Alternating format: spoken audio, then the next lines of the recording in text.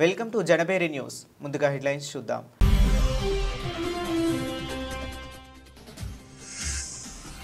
Bharat China దోస్తీపై Putin కీలక వ్యాఖ్యలు. అమెరికాకు గట్టి సంకేతాలు.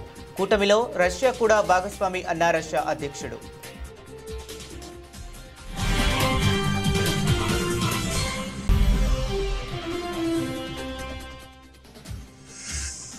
తనను ఫ్రెండ్ అంటూ ట్రంప్ పేర్కొనడంపై మోదీ స్పందన. ట్రంప్ స్నేహభావానికి మేం కట్టుబడి ఉన్నామన్న ప్రధాని మోదీ.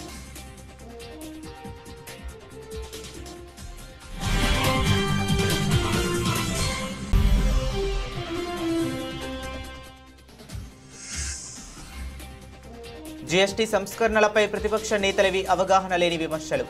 కేంద్ర ఆర్థిక మంత్రి నిర్మలా ఫైర్.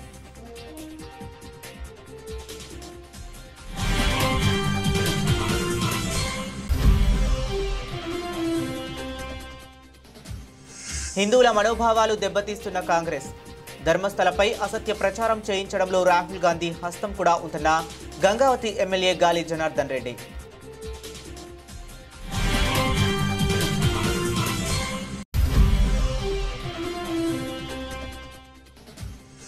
సీఎం రేవంత్ రెడ్డిని కలిసిన Indian army Pune southern command కు చెందిన general officer commanding in chief lieutenant general Dheeraj Seth నేతృత్వంలోని ప్రతినిధి బృందం.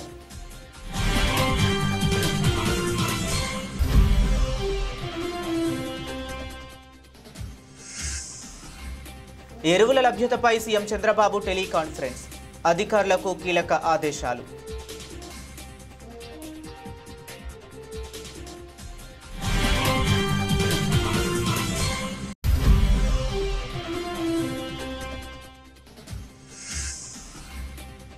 పార్టీ అధినేత కేసీఆర్తో హరీష్ రావు భేటీ.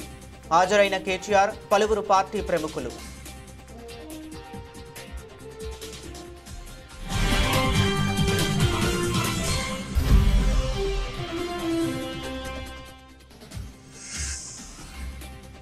ప్రైవేటీకరణ పేరుతో వైద్య ఆరోగ్య రంగాన్ని నాశనం చేశారు.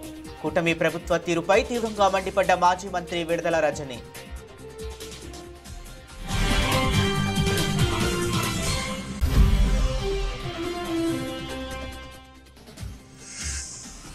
గంగమ్మవడికి గణనాథుడు. కన్నుల పండుగగా జరిగిన శోభాయాత్ర. జనసంద్రంగా మారిన హుస్సేన్ సాగర్ తీరం.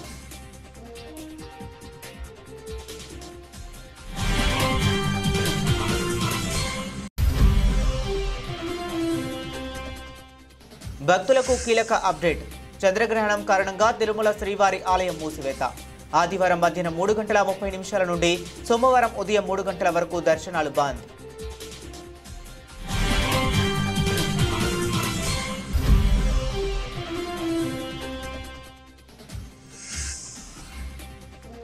ఆపరేషన్ సింధూర్ 3 రోజుల్లో ముగియలేదు. ఆర్మీ చీఫ్ సంచలన వ్యాఖ్యలు.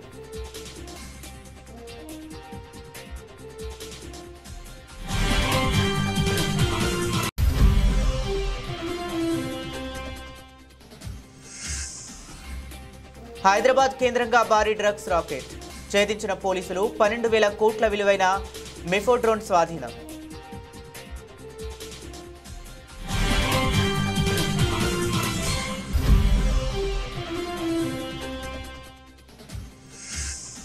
నెల రోజుల్లోనే 6,000కు పైగా పెరిగిన బంగారం ధర. 10,000కు పెరిగిన వెండి. చారిత్రాత్మక గరిష్ట స్థాయికి చేరిన పసిడి వెండి.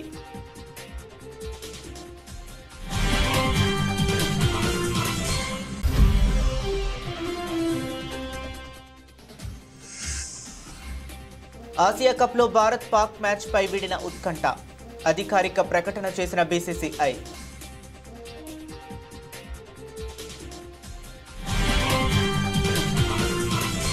అంతర్జాతీయ రాజకీయ వేదికపై రష్యా అధ్యక్షుడు వ్లాదిమిర్ పుతిన్ తనదైన శైలిలో అమెరికాకు పరోక్షంగా గట్టి హెచ్చరికలు పంపారు. భారత్ చైనా మధ్య బలపడుతున్న స్నేహాన్ని ప్రస్తావిస్తూ ఈ కూటమిలో రష్యా కూడా భాగస్వామి అని స్పష్టం చేశారు. జంతువుల ప్రతీకలతో ఆయన చేసిన వ్యంగ్యాస్త్రాలు ఇప్పుడు ప్రపంచవ్యాప్తంగా చర్చాంశనీయమయ్యాయి. 2025 ఈస్టర్న్ ఎకనామిక్ ఫోరంలో ప్రసంగించిన పుతిన్ భారత్ చైనా సంబంధాలపై కీలక వ్యాఖ్యలు చేశారు. చైనాను డ్రాగన్తో, భారత్ను ఏనుగుతో పోలుస్తుంటారు.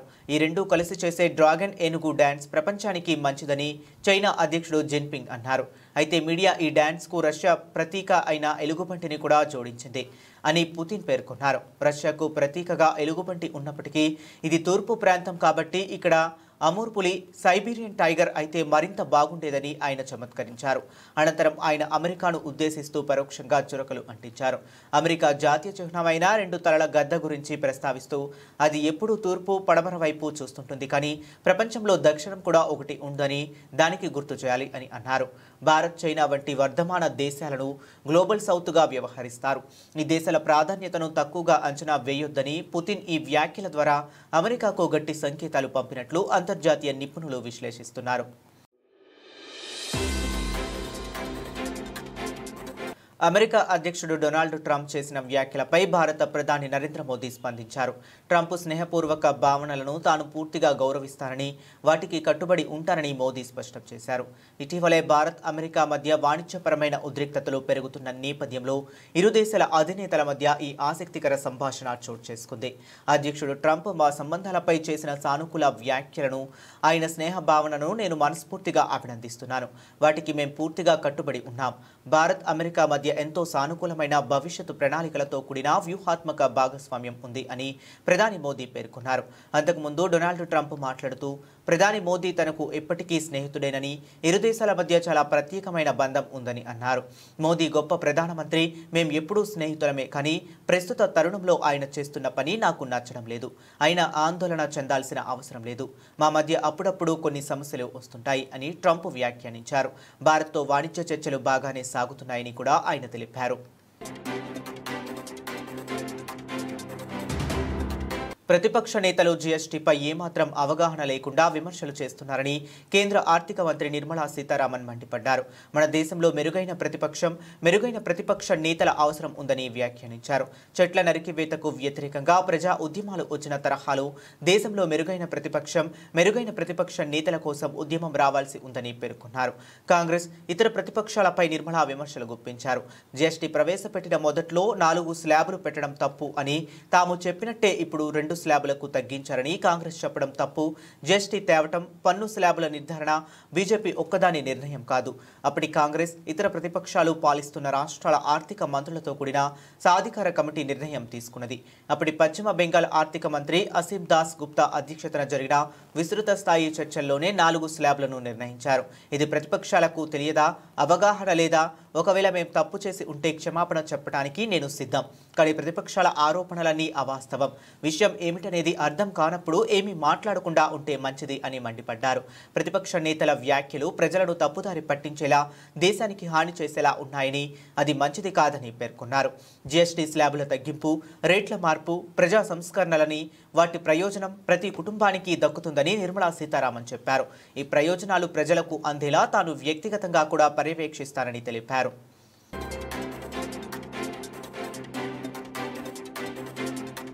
హిందూ ఆలయాలపై కాంగ్రెస్ పార్టీ అసత్య ఆరోపణలు చేయిస్తుందని, హిందువుల మనోభావాలను దెబ్బతీస్తుందని గంగావతి ఎమ్మెల్యే గాలి జనార్దన్ రెడ్డి ఆరోపించారు.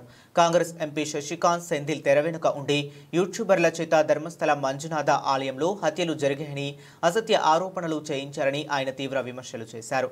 బళ్ళారిలోని తన నివాసంలో బీజేపీ నాయకులతో కలిసి శనివారం గాలి జనార్దన్ రెడ్డి విలేకరుల సమావేశం నిర్వహించారు. ఎంపీ శశికాంత్ సెంథిల్తో పాటు కాంగ్రెస్ అగ్రనేత రాహుల్ గాంధీ కూడా తెర వెనుక ఉన్నారని ఆరోపించారు. ఈ కేసును సిబిఐ, ఎన్ఐఏకు అప్పగిస్తే వాస్తవాలు తెలుస్తాయని పేర్కొన్నారు. ధర్మస్థలలో హత్యలు జరిగాయని, మృతదేహాలను పూడ్చిపెట్టారని పోలీసులకు ఫిర్యాదు చేసిన మాజీ పారిశుద్ధ్య కార్మికుడు వాస్తవాలను అంగీకరించాడని, కొందరు ఒత్తిడి కారణంగానే అసత్య ఫిర్యాదు చేశారని ఒప్పుకున్నాడని గుర్తు చేశారు. అయితే గాలి జనార్దన్ రెడ్డి నిరాధార ఆరోపణలు చేశారని పేర్కొంటూ బెంగళూరు సిటీ సివిల్ కోర్టులో శశికాంత్ సెంథిల్ శనివారం పరువు నష్టం దావా వేశారు. ఇదిలా ఉండగా ధర్మస్థలలో యువతుల మృతదేహాలను పాతిపెట్టినట్టు అసత్య ఫిర్యాదు చేసిన మాజీ పారిశుద్ధ్య కార్మికుడు చెన్నయ్యకు కోర్టు 14 రోజుల రిమాండ్ విధించింది.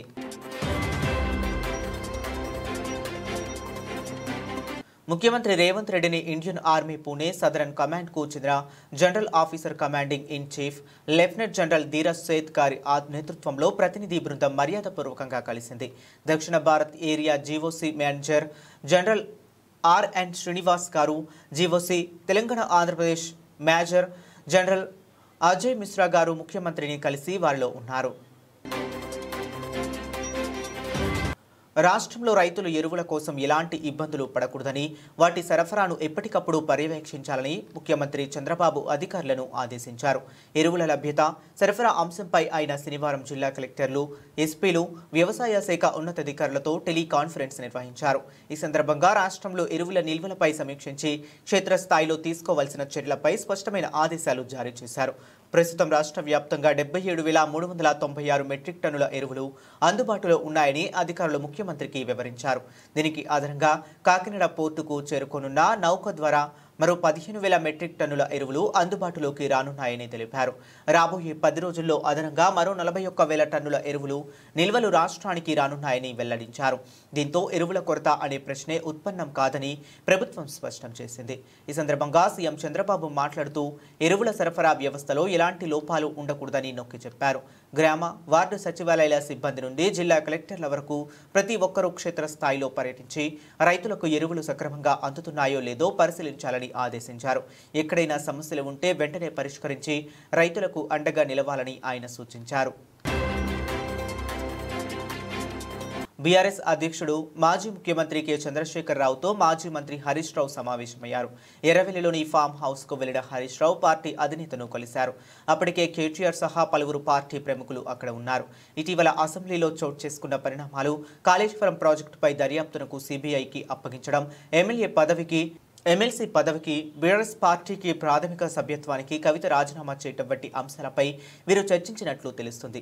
ఇటీవలే హరీష్ రావుపై కవిత సంచలన ఆరోపణలు చేసిన విషయం విదితమే అయినా తనపై కావాలని దుష్ప్రచారం చేస్తున్నారని బీఆర్ఎస్ ఎమ్మెల్యే హరీష్ రావు అన్నారు. తన రాజకీయ జీవితం తెలంగాణ ప్రజల ముందు తెరచిన పుస్తకం లాంటిదని ఆయన పేర్కొన్నారు. తెలంగాణ రాష్ట్ర సాధనలో తన నిబద్ధత అందరికీ తెలుసని వ్యాఖ్యానించారు.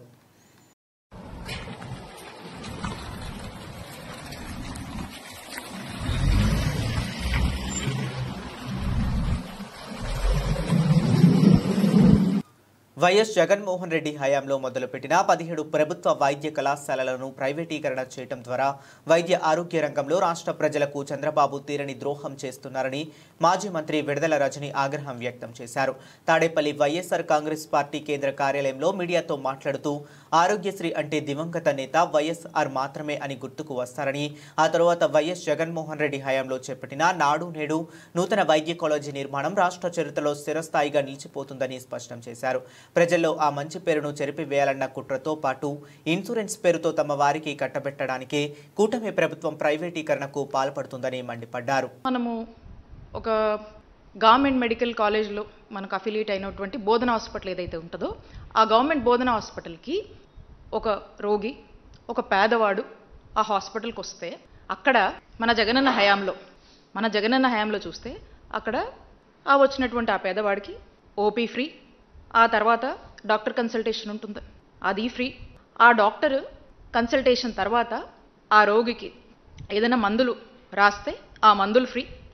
లేదు ఏదన్నా టెస్టులు చేసుకోమని అతనికి ఉన్నటువంటి పరిస్థితి వల్ల ఓ సిటీ స్కానో, ఓ ఎంఆర్ఓయో, ఒక ఎక్స్రేయో లేదా ఏదైనా బ్లడ్ టెస్టులు ఏదైనా చేసుకోమంటే అవి ఫ్రీ. ఆ టెస్టుల తర్వాత ఆ రిపోర్ట్ తీసుకొని మళ్ళీ రీకన్సల్టేషన్కి వెళ్తే ఆ రీకన్సల్టేషన్ ఫ్రీ. లేదు మందులు వేసుకుంటే సరిపోతుంది, లేదంటే ఏదైనా సర్జరీ చేయాలో లేదా ఆపరేషన్ చేయాలో ఏదైనా థెరపీ చేయాలో ఏదన్నా చెప్పినా ప్రతి అక్కడున్నటువంటి ఏ ట్రీట్మెంట్ ఆ డాక్టర్ సజెస్ట్ చేసినా కూడా అది ఫ్రీయే. అక్కడ ఆ పేదవాడికి ₹1 కూడా తన సొంత ఖర్చు లేదు, తన మీద ఏ భారం పడట్లేదు. ప్రభుత్వంగా జగనన్న తీసుకున్నటువంటి బాధ్యత. ఈ రోజున చంద్రబాబు నాయుడు గారి నాయకత్వంలోని కూటమి ప్రభుత్వం వచ్చాక ఇవన్నీ మీరు అమ్మకానికి పెట్టి ఈ రోజున పరిస్థితి ఏంటి? ఈ రోజున ఈ విధంగా ప్రైవేటైజేషన్ పద్ధతిలో అశేష భక్తకోటి పూజలు అందుకున్న వినాయకుడు గంగమ్మ ఒడికి చేరాడు. నామస్మరణ, భజనలు, కోలాటాలు, నృత్యాల నడుమ వెళ్లిరా గణేష అంటూ భక్తులు ఘనంగా వీడ్కోలు పలికారు. రాష్ట్ర వ్యాప్తంగా శనివారం గణేష్ నిమజ్జనం ప్రశాంతంగా జరిగింది. ఎక్కడికక్కడ అధికారులు పకడ్బందీగా ఏర్పాట్లు చేశారు. స్థానిక చెరువులు, వాగుల్లో వినాయక నిమజ్జనాలు నిర్వహించారు. హైదరాబాద్లో హుసేన్ సాగర్, ఇతర చెరువులతో పాటు 74 కృత్రిమ కొలనుల్లో నిమజ్జనం కొనసాగింది.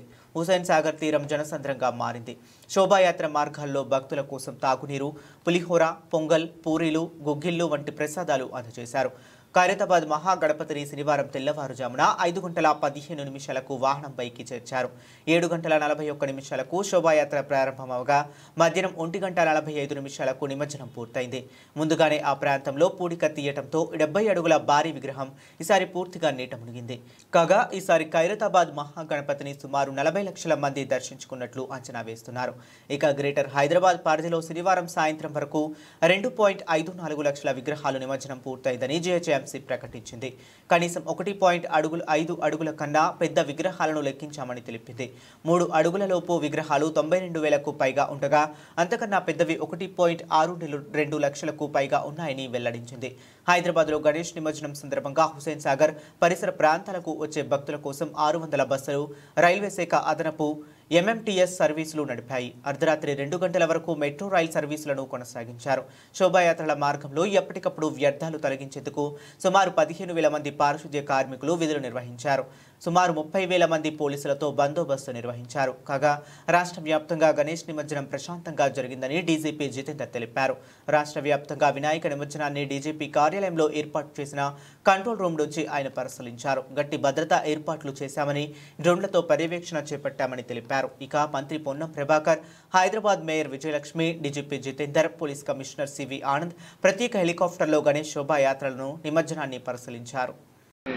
ప్రశాంతంగా నిమజ్జనం జరిపే ఏర్పాటు చేస్తా ఉన్నారు.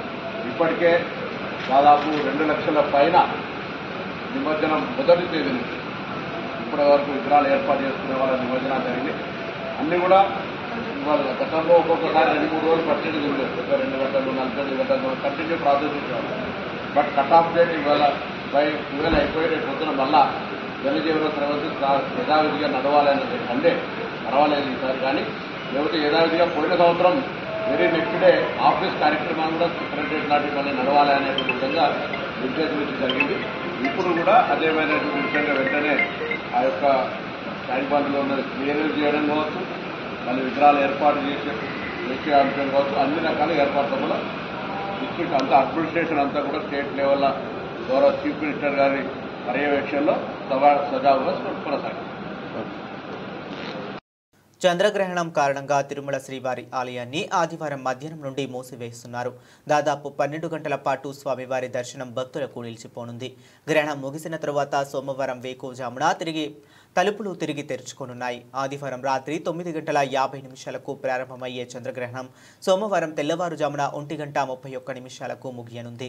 తిరుమల ఆలయ సాంప్రదాయం ప్రకారం గ్రహణానికి సుమారు 6 గంటల ముందుగా అంటే ఆదివారం మధ్యాహ్నం 3:30 ఆలయ ద్వారాలను మూసివేయాలని అధికారులు నిర్ణయించారు. సోమవారం ఉదయం 3 గంటలకు సుప్రభాత సేవతో ఆలయాన్ని తెరిచిన అనంతరం ఆలయ శుద్ధి, పుణ్యాహవాచనం వంటి కాంకర్యాలు చేపడతారు. అదేవిధంగా తోమాల, కొలువు, అర్చన వంటి సేవలను ఏకాంతంగా నిర్వహించిన తరువాత ఉదయం 6 గంటల నుండి భక్తులకు సర్వదర్శనానికి అనుమతించనున్నట్లు టీటీడీ అధికారులు తెలిపారు. ఇదిలా ఉండగా తిరుమలలో భక్తుల రద్దీ కొనసాగుతుంది. సర్వదర్శనం క్యూ లైన్లు శనివారం నాటికే బాటగంగమ్మ ఆలయం వరకు చేరాయి. ఆలయం మూసివేసేలోపు క్యూలో ఉన్న భక్తులందరికీ దర్శనం కల్పించేందుకు అధికారులు ఏర్పాట్లు చేస్తున్నారు. గ్రహణం కారణంగా ఆదివారం జరగాల్సిన ఊంజల్ సేవ, ఆర్జిత బ్రహ్మోత్సవం, సహస్ర దీపాలంకార సేవలతో పాటు పౌర్ణమి గరుడ సేవను కూడా టీటీడీ రద్దు చేసింది. భక్తుల సౌకర్యార్థం టీటీడీ ప్రత్యేక ఏర్పాట్లు చేసింది.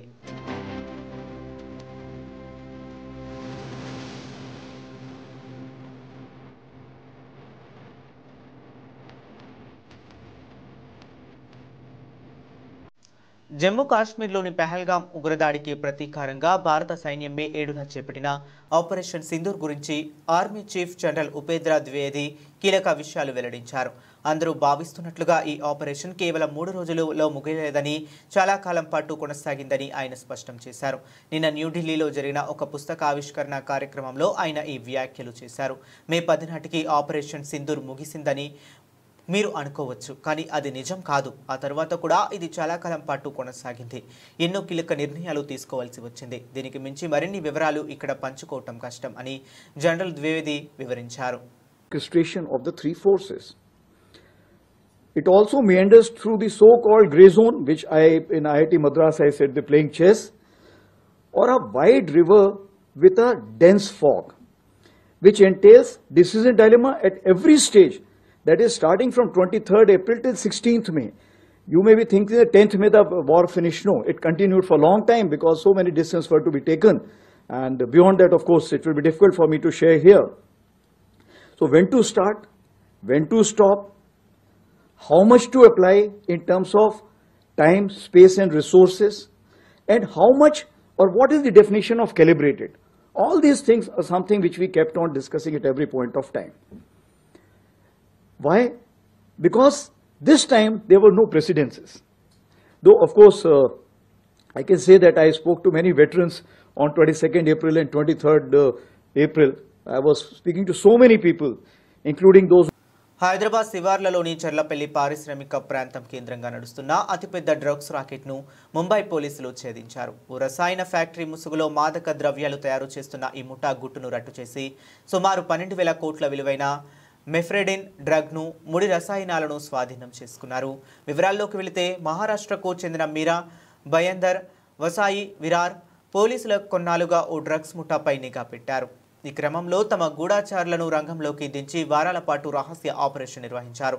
ముఠా మూలాలు హైదరాబాద్లోని చర్లపల్లిలో ఉన్నట్లు పక్కా సమాచారం అందుకున్న పోలీసులు స్థానిక ఫ్యాక్టరీపై మెరుపు దాడి చేశారు. వాగ్దేవి ల్యాబ్స్ అనే నకిలీ లైసెన్స్తో నడుపుతున్న ఈ ఫ్యాక్టరీలో అత్యాధునిక పరికరాలతో భారీ ఎత్తున డ్రగ్స్ తయారు చేస్తున్నట్లు గుర్తించారు. ఈ దాడిలో ఫ్యాక్టరీ యజమాని, రసాయన నిపుణుడైన శ్రీనివాస్తో పాటు అతని సహచరుడు తానాజీ పాటే, ఓ విదేశీయుడు సహా మొత్తం 12 మందిని పోలీసులు అరెస్ట్ చేశారు.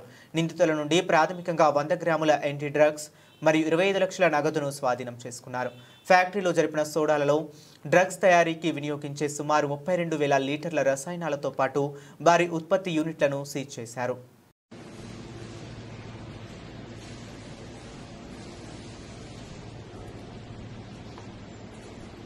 దేశీయ బులియన్ మార్కెట్లో బంగారం, వెండి ధరలు దూసుకుపోతున్నాయి.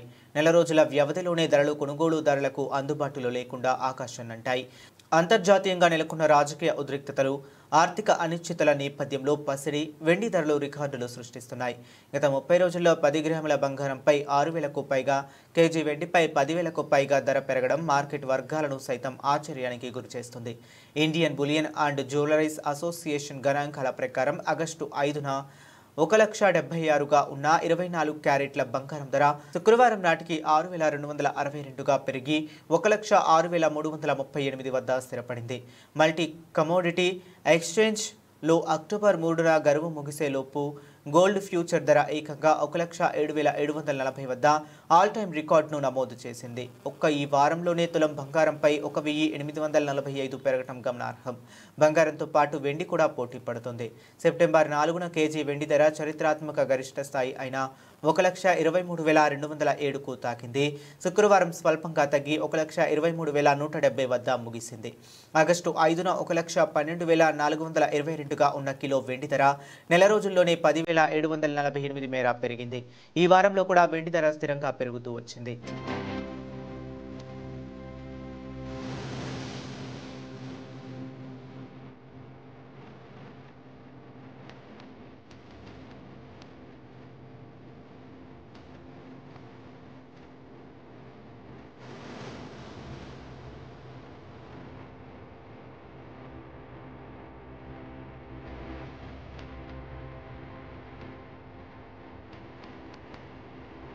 ఆసియా కప్లో చిరకాల ప్రత్యర్థి పాకిస్తాన్తో టీమిండియా తలపడుతుందా లేదా అనే ఉత్కంఠకు తెరపడింది. ముందుగా నిర్ణయించిన షెడ్యూల్ ప్రకారమే సెప్టెంబర్ 14న దాయాదుల మధ్య మ్యాచ్ జరుగుతుందని భారత్ క్రికెట్ నియంత్రణ మండలి బీసీసీఐ స్పష్టం చేసింది. కేంద్ర ప్రభుత్వ క్రీడా మార్గదర్శకాలకు అనుగుణంగానే ఈ నిర్ణయం తీసుకున్నట్లు తెలిపింది. పహల్గామ్లో పాకిస్తాన్ ప్రేరేపిత ఉగ్రవాదులు జరిపిన దారుణ ఘటన తర్వాత పాకిస్తాన్తో క్రికెట్ సంబంధాలను పూర్తిగా తెంచుకోవాలని అభిమానులు, పలువురు మాజీ క్రికెటర్ల నుంచి తీవ్ర స్థాయిలో డిమాండ్లు వెల్లువెత్తాయి. ఈ నేపథ్యంలో యుఏఈ వేదికగా జరగనున్న ఆసియా కప్లో భారత్ పాక్ మ్యాచ్పై నీలి నీడలు కమ్ముకున్నాయి. ఈ సందిగ్ధత నడుమ ఆగస్టులో కేంద్ర ప్రభుత్వం క్రీడా విధానంపై నూతన మార్గదర్శకాలను జారీ చేసింది. దీని ప్రకారం శత్రు దేశాలతో ద్వైపాక్షిక సిరీస్లు ఆడరాదని, అయితే ఆసియా కప్, ప్రపంచ కప్ వంటి బహుళ దేశాల టోర్నమెంట్లలో మాత్రం పాల్గొనవచ్చని సూచించింది. ఆసియా కప్ మల్టీనేషనల్ ఈవెంట్ కావడంతో టీమిండియా ఆడేందుకు మార్గం సుగమైంది. మరియు ఈ విషయంపై తాజాగా బీసీసీఐ కార్యదర్శి దేవజిత్ సైకియా మాట్లాడుతూ ప్రభుత్వ నిబంధనలకు అనుసరించి బీసీసీఐ నడుచుకుంటుంది. ఆసియా కప్లో భాగంగా టీమిండియా పాకిస్తాన్తో మ్యాచ్ ఆడుతుంది అని అధికారికంగా ప్రకటించారు. దీంతో అన్ని అనుమానాలకు తెరపడినట్లయింది. యుఏఈ వేదికగా సెప్టెంబర్ 9 నుండి 28 వరకు ఆసియా కప్ 2025 జరగనుంది. భారత జట్టు తన తొలి మ్యాచ్ను సెప్టెంబర్ 10న యుఏఈతో ఆడనుంది. బులెటిన్ ముగించే ముందు మరొకసారి హెడ్లైన్స్ చూద్దాం.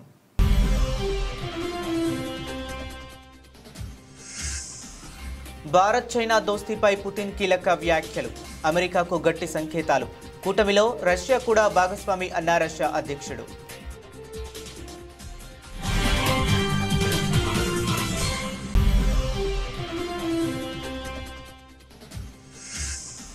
తనను ఫ్రెండ్ అంటూ ట్రంప్ పేర్కొనడంపై మోదీ స్పందన. ట్రంప్ స్నేహభావానికి మేం కట్టుబడి ఉన్నామన్న ప్రధాని మోదీ.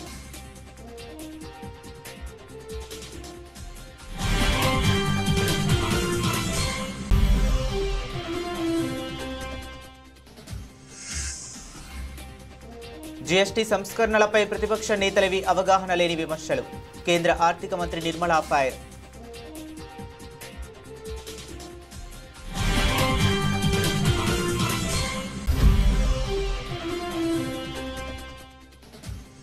హిందువుల మనోభావాలు దెబ్బతీస్తున్న కాంగ్రెస్. ధర్మస్థలపై అసత్య ప్రచారం చేయించడంలో రాహుల్ గాంధీ హస్తం కూడా ఉందన్న గంగావతి ఎమ్మెల్యే గాలి జనార్దన్ రెడ్డి.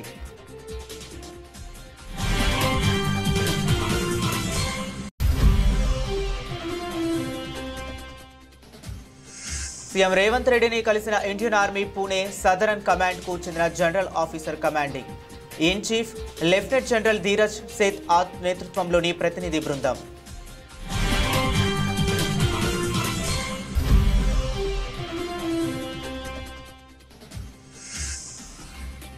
ఎరువుల లభ్యతపై సీఎం చంద్రబాబు టెలికాన్ఫరెన్స్. అధికారులకు కీలక ఆదేశాలు.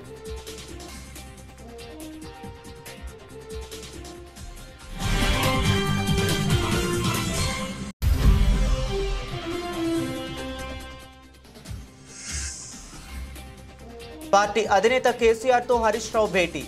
హాజరైన కేటీఆర్, పలువురు పార్టీ ప్రముఖులు.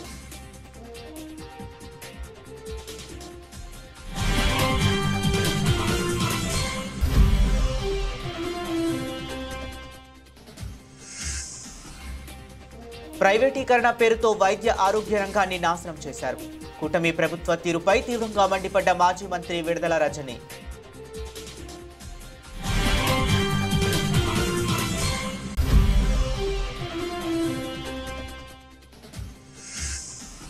గంగమ్మ ఒడికి గణనాథుడు. కన్నుల పండుగగా జరిగిన శోభాయాత్ర.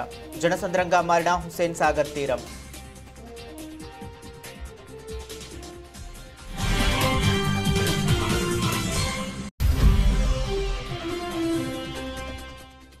భక్తులకు కీలక అప్డేట్. చంద్రగ్రహణం కారణంగా తిరుమల శ్రీవారి ఆలయం మూసివేత.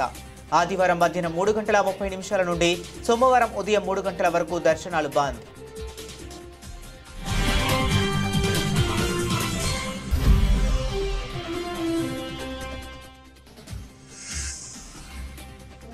ఆపరేషన్ సింధూర్ 3 రోజుల్లో ముగియలేదు. ఆర్మీ చీఫ్ సంచలన వ్యాఖ్యలు.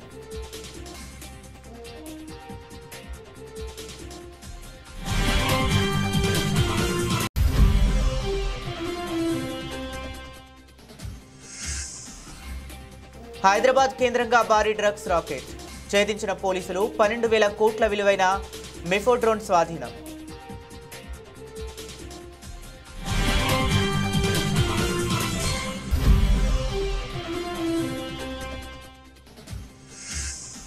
నెల రోజుల్లోనే 6,000కు పైగా పెరిగిన బంగారం ధర.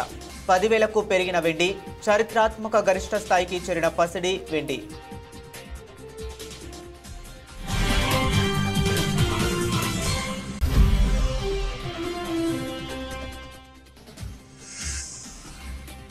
ఆసియా కప్లో భారత్ పాక్ మ్యాచ్ పై వీడిన ఉత్కంఠ. అధికారిక ప్రకటన చేసిన బీసీసీఐ.